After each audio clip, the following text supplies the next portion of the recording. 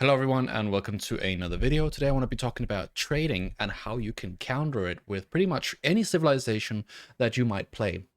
The approach you want to be taking is a more aggressive approach where you set up a sort of feudal aggro play where you do some damage to the trade, you force them to make some units, and then you head into what's called a timing, which is where you might go for a castle age. You're going to have these leftover units from the feudal age and you want them to scale into the castle age so that provocation that you've caused where they're going to make units or not is then going to be capitalized upon. We're going to be taking a look at a game I played last night against Myriad, who's playing Abbasid, and I'm playing Chinese. It's a very common matchup that I'm getting where people are trying to counter it with trade, because what Chinese typically wants to do is they want to go second town center, and then head into Song Dynasty, and then get a big eco boom going. We want to try to avoid doing that, because it's the most obvious thing to do, and the way it's countered is actually through trade for the Abbasid. So we're going to head into this game with that in mind, that the way that this matchup typically goes is very drawn out, very eco-focused. We want to sort of turn that around and make it much more dependent on aggression, depending on the unit comps that we go for, and that advantage from playing aggressive. So we want to look for a military advantage to head into a tech advantage. Now that's really important to understand, that you have to get that military advantage before we can go tech, because if we don't get the military advantage from taking a good fight, what will happen is we will tech up and then we'll have a big army going into our base and we'll lose our entire economy. So you always want to set up that military advantage before you go into Castle Age. What we're doing right now is we're scouting the map. We're scouting around our opponent's scouting route. He's gone bottom, we've gone top, and then we've taken the sheep here on the right side. And so we get a little bit more sheep than our opponent, just from having a little bit of a better scouting route. And then we're doing a normal Chinese opener with just 8 on food, 3 on gold. That one's coming right there. And then we're just going to go age up with Imperial Academy. No Song Dynasty, we just want Imperial Academy. We don't need to get into Song Dynasty through the Barbican as well, because, as I said, we're not going to play this passive approach where we're playing very defensive and not moving out. We are going to play very aggressive. So, at this stage of the game, I think I already scouted the trade. I might not have, but at least I'm going to see it and know that the best approach here is actually to go aggressive, because when you see Trade Wing coming out from the House of Wisdom, from the Abbasid, you know that this game will be a 1TC game from your opponent, and that you will have to do something about this trade, because this is a victory condition. It's a ticking time bomb. At some point, it'll be too good for him, and you simply just cannot do anything because he'll have too many resources to spend. So what you want to do is you want to counter this. Here, I see the Trade Wing, and so now I know that I'm going to have to macro heavily on wood and go into units. What units are you going to go for? You can, with different civilizations, go for different types of units. I previously mentioned in a video not too long ago about archers, that archers are incredibly strong. And I'm going to be doing a similar play here, playing mass archer and a few spearmen to counter the enemy horsemen. You can also play horses, but the thing is, when you play horses, so horsemen, you are actually in a little bit of a tough position, because you're playing a unit that doesn't necessarily scale into the Castle Age. And that unit, the horseman, even if you upgrade it for Castle Age, is going to have pretty much the same value. It's going to perform similarly. So what you actually want to think about is, if you're going to set up a timing, you want a unit that gets a lot better with tech. That unit is not going to be spearman or horseman. That unit is going to be range units, because range units with extra upgrades, especially with tech advantage from having Castle Age versus Feudal Age, is such incredible damage output compared to something like a horseman that gets a few extra damage points. When an archer gets a few extra damage points, and you have that mobility from the archer as well, you just have a unit that overperforms tremendously compared to others in a similar state. Alright. So now I'm scouting, he's gone on wood, I'm scouting an archer range. I don't see a stable yet, I will see that in a moment. There we are. He also cancels the archer range for some reason. So yeah, I'm going double archery, and I realize that he's going to have the stable, so I don't push out just yet. First horseman is also here. And so these units will be drawn back in a moment, because when there's only a few archers out like this, and you don't have any blacksmith upgrades, you actually don't need to move out, because if you do, you might get caught off guard, and then their enemy horseman will take out your archers. Pretty obvious you don't want to get out there if he is there with counter units.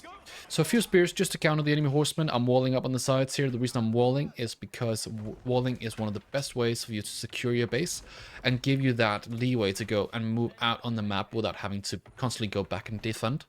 Because one of the most important ways of getting out of sticky situations as a defender is to actually raid.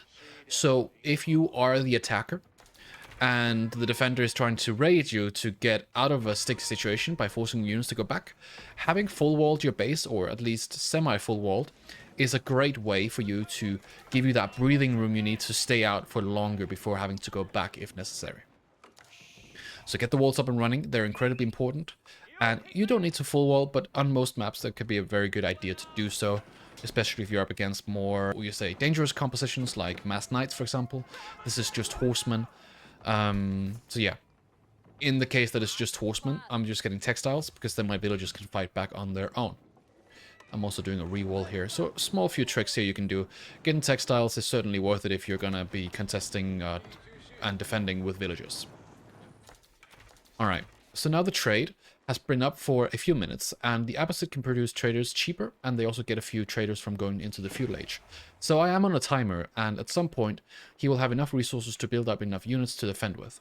As we can see with our guard vision right now from observing, is we have 19 units, he has 12, so even if he has 6 more economy, he doesn't have enough units yet. But that will end up happening, so we have to also push. We cannot stay in our base idle for too long. I like to hit about 10-11 archers. Here I have a little bit fewer, but there's more coming. Because what's going to happen is then I'm going to be able to one-shot enemy villagers. I think I'm still able to here, but not quite able to get those villagers because I have the +1. So the +1 is incredibly strong. I get to take out a few traders here. Now, how much trade do you need to take out is the question. Well, let's say our enemy has been trading since minute 4.5 or 5 minutes. And now the traders, you have taken out maybe 5 traders or something. That's going to be probably more than 50% of their trade at minute 8. So if you take out that much trade, and now they're going to be building more production buildings to try to deal with you going more aggressive. As we can see here, our opponent has the double archer range and the stable. That is a pretty big investment. And so you can reconsider here if you want to go into more units, or if you want to hit that tech timing. I am currently on 2 archer ranges and 1 barracks, and I'm going to add another 2 archer ranges. That's a mistake I make. But I'm still going to head for that castle age timing at some point. I'm looking for a little bit more damage. And that damage is to the traders. It is the idle time cost of the villagers. It is the villager kills.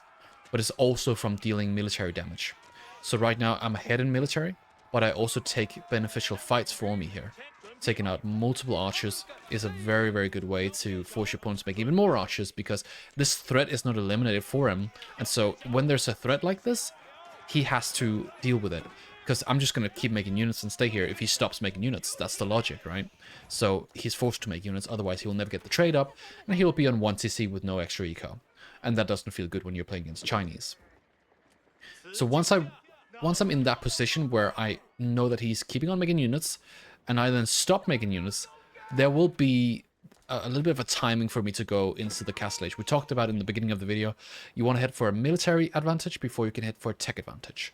It's very, very difficult to go for a tech advantage if you don't have the military advantage, because what will happen is he'll just go straight into your base or deny your pocket resources being the deer, the bear, the boars, and the berries. And so just remember that. Try to build up that advantage before you head in and try to seal a game that cannot be sealed. You want to get that advantage before you do so. So here I set up a little bit of a defensive position. I get a tower, I get a village on this mill.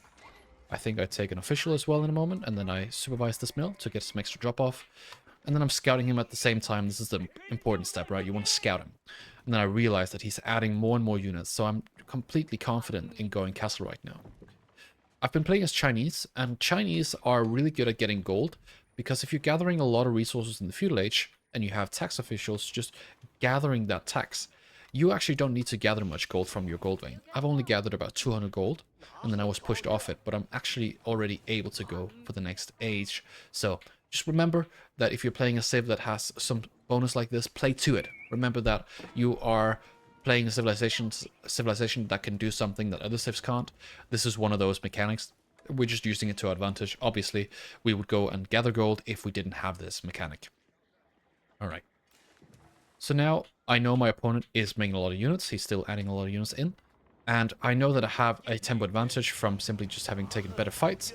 So if he pushes me now, I'm going to be fine.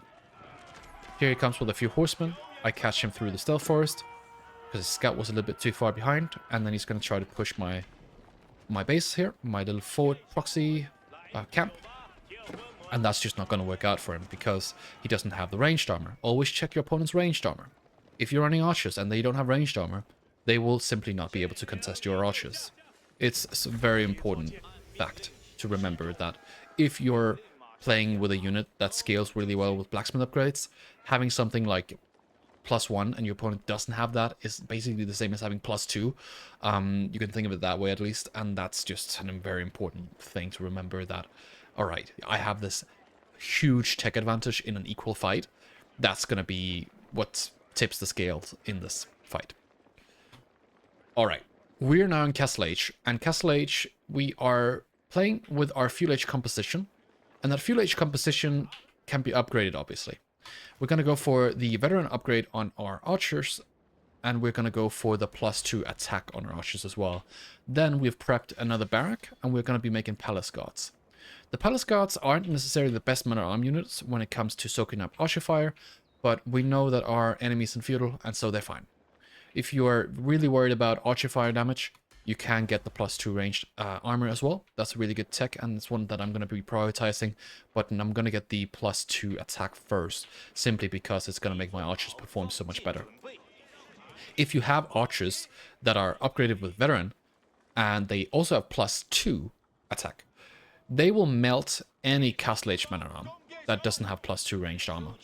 That's an important thing to remember, because we're talking about scalability all the time. We have these windows where our units are incredibly strong, but if we are playing passive and we don't use that to advantage, we will just lose that advantage, and then at some point they will get those armor upgrades and we will not have any value. Here, the upgrades come through on our archers, and this fight here is just so good. As you can see, one palace guard here is going to start soaking up fire, and then these archers here, look at the horsemen. They are just going to get one shot. Absolutely destroyed by this advantage from our archers that we have. So you can see they just go down very, very quickly. So this fight, very, very good for us. This fight is what allows us to now go and win the game, and we can just push him now. He's in feudal age still, so even if he was to take up right at this very moment, we could still go for it because we have so many upgrades going. And more units. We just took a beneficial fight. When you take another beneficial fight like this, and you are in a game where it's very, very important that you close it out, because your opponent will be trading, and he definitely is trading. You can see there's a lot of traders for our opponent here. If we switch to our opponent's perspective, he has 12 traders, and they're all bringing in 70 gold. So he does have an economic advantage, but we have a military and tech advantage. We want to use that, obviously. So we push through, we take out the rest of the military here, and then what we're doing is we're just going to start producing more and more units. We're going to run down this right line, we're going to run down the left line here as well. And we experience that there are walls here, and so we're just going to burn through these walls. This is also going to cause a distraction for our opponent, because he now knows that he has to deal with these palace guards. They're going to come through at some point. On the other side, we catch him still building the wall, which is really good for us. And so what we're going to do is we're just going to push through. We're taking relics at the same time, because this is not really that important for me to do. Something I could have done instead is I could have taken the monastery and not built it, and then just instead focused on stone, and then have dropped a keep on the actual trade line. But at this stage of the game, it doesn't matter, because I'm just going to be pushing through with my archers. You might be wondering, why did I not go Shogunus? Why did I have to go archers? Archers just come out a lot quicker. Archers are better, in my opinion, in many of these cases, because they're faster than Shogunus. Shogunus, while they do more damage per volley, they do less damage per shot. And so they don't scale as well versus Castle Age units and such, or horsemen for that matter, units with ranged armor. Remember that archers have a good mobility, and that they're just in general really, really solid when it comes to dealing with anything you throw at them. With good micro and tech advantage, they can take out any unit. So yeah, pushing through on the left side, archers just sealing the game, locking down that trade line now, pushing the eco out. He's trying to go castle, he cannot get up in time, and so this game is closed out this way. Notice how I was using feudal age units still in the castle age units, in the castle age, just because those units scale so well. That's it for this video. I hope you guys have enjoyed a little bit of a guide here on how to counter these greedy plays, these typical trading plays that we experience, and then how to just in general close out those games. If you have any questions, let me know down in the comment section below, and I'll be there to answer those questions. If you're interested in coaching, there'll be something about that now. Have a good day.